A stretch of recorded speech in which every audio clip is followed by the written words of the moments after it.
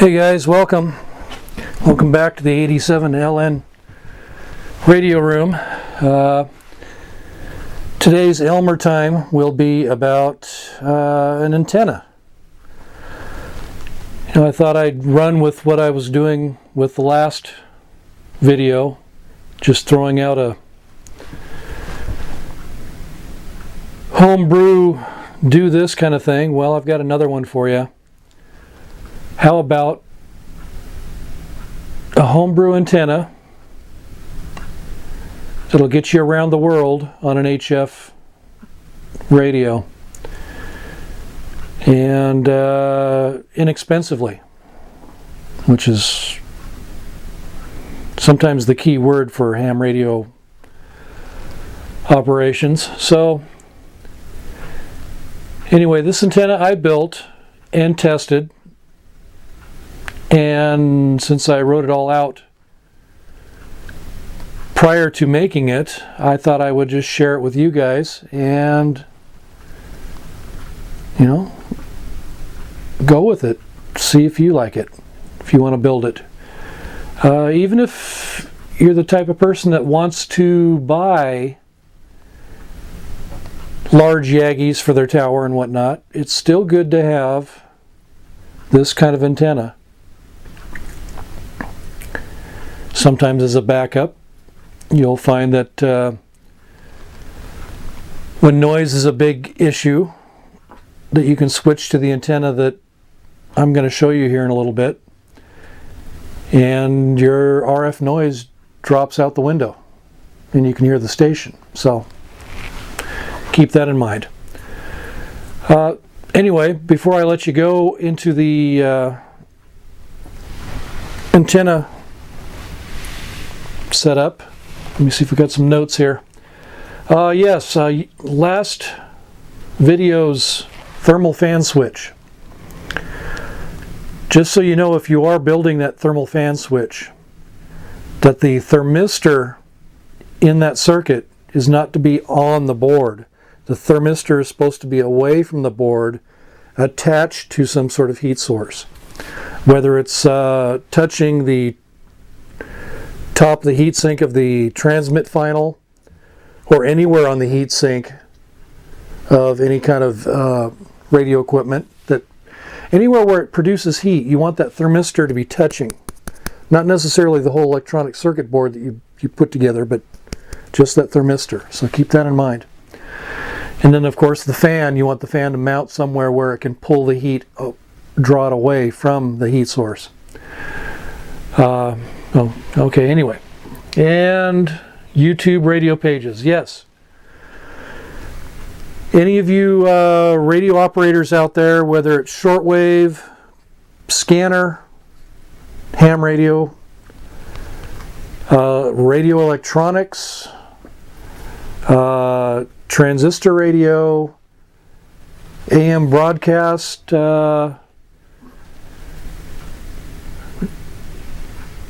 all those kind of radio guys, if you've got a dedicated radio page on YouTube, I will link to it. I will throw it in my subscribed, so that anybody that goes to my web page, or not my YouTube web page, they can click on the channels section and see everybody that I have subscribed to. And I've tried to keep it mainly radio related, so that you can go over there and check out everybody else's YouTube pages. And there's some great ones out there, very professional. And I'm just starting out, so I'm not quite as professional, but I'm just the Elmer, so I'm just going to get the information to you and go from there. You can rely on everybody else to be the professional graphics designers out there and radio sellers. I just want to give you radio info. So with that, I'm going to let you go back to the antenna setup, And you guys have a great day, and I'll catch you on the next one. This is Alpha Delta 7 Lima November, Jeffrey, and I'm out of here. Bye.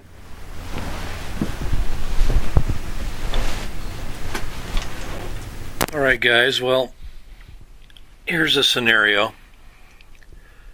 Let's just say that you just received your general class ticket. You've got your new HF rig. You purchased some RG8 coax, and you're kind of undecided about what kind of antenna to throw up. So just starting out and with a low budget,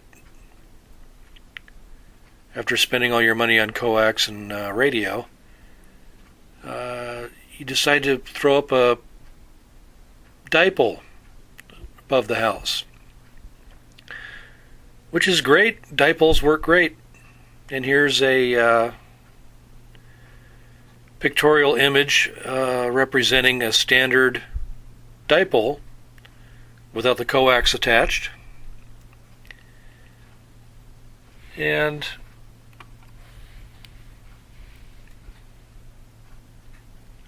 let's see here.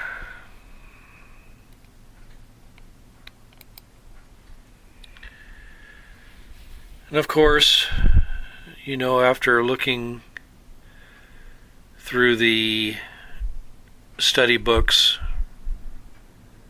you should know this already, to build a standard dipole.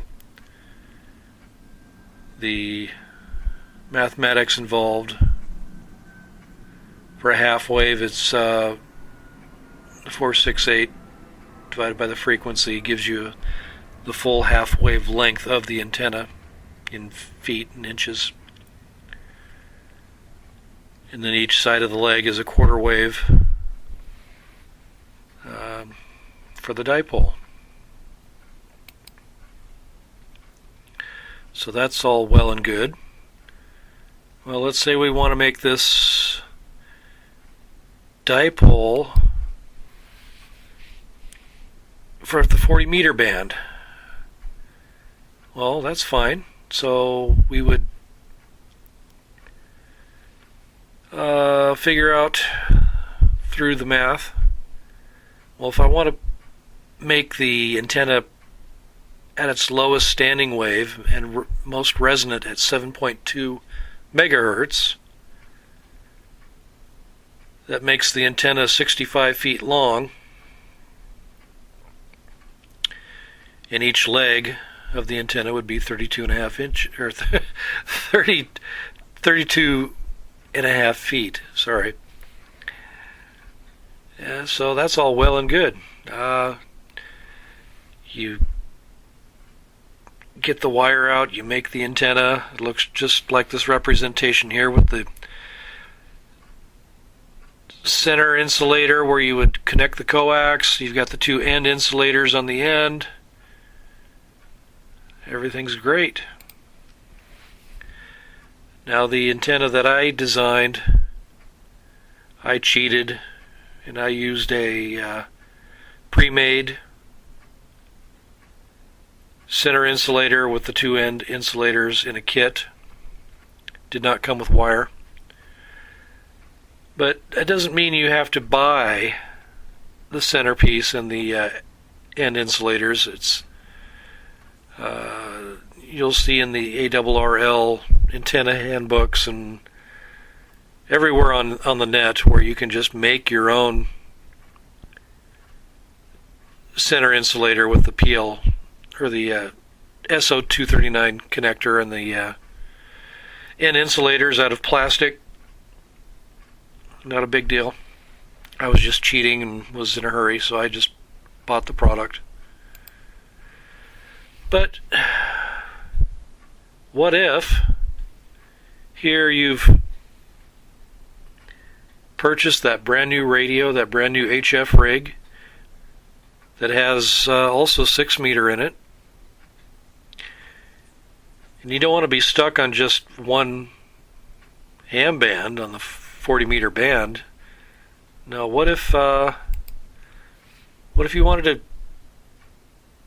have 20 meter, 10 meter, and 6 meter?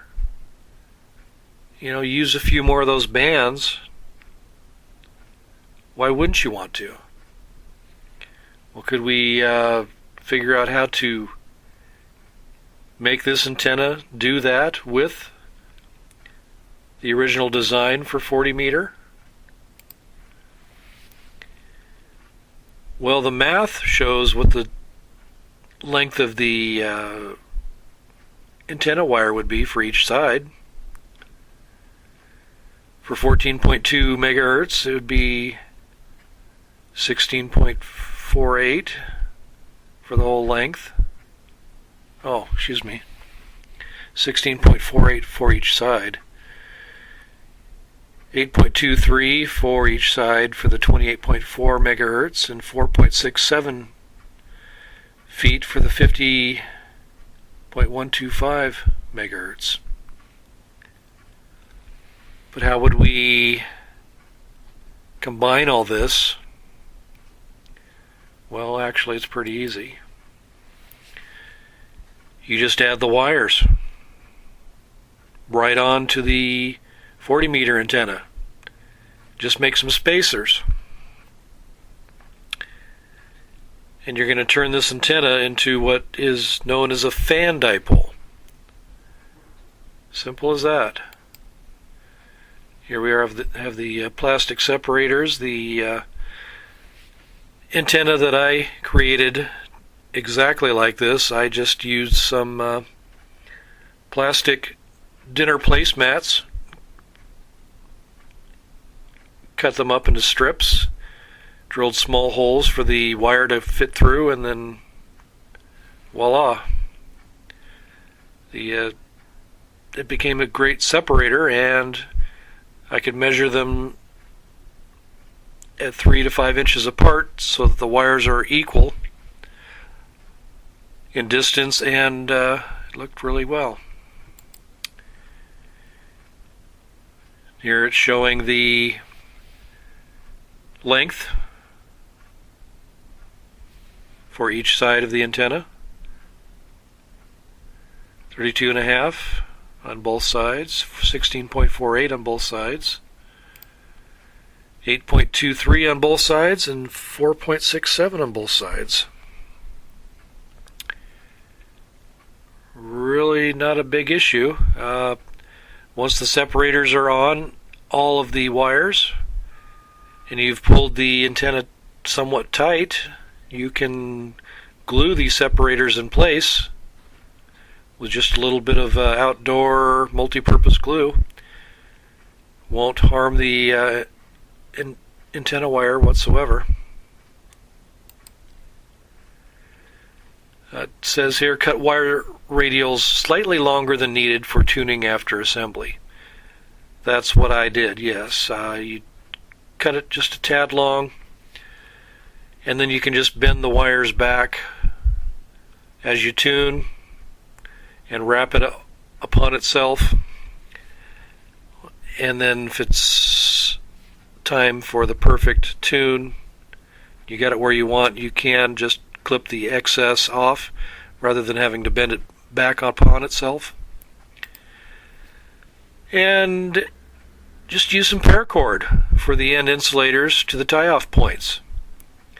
That's all I've used, and my fan dipole's been up there for years with just the first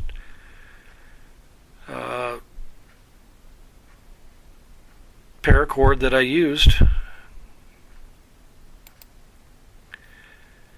Now the initial tuning was accomplished by temporarily stringing up at about the 6 foot mark off the ground and tuning each band by shortening equal amounts 1/4 inch at a time. And then you would check resonance for each band through an antenna tester or antenna analyzer, such as the Reg Expert MFJ or the VNA, etc. And you can get them dialed into each exact frequency that you designed the antenna lengths for. 7.2, 14.2, 28.4, 50.125.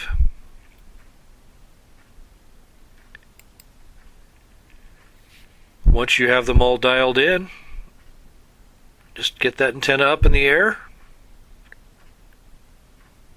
and start catching your DX. Thanks a lot, everyone. You have a great day.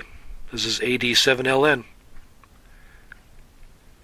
from the Elmer time, and I'm clear. Bye-bye.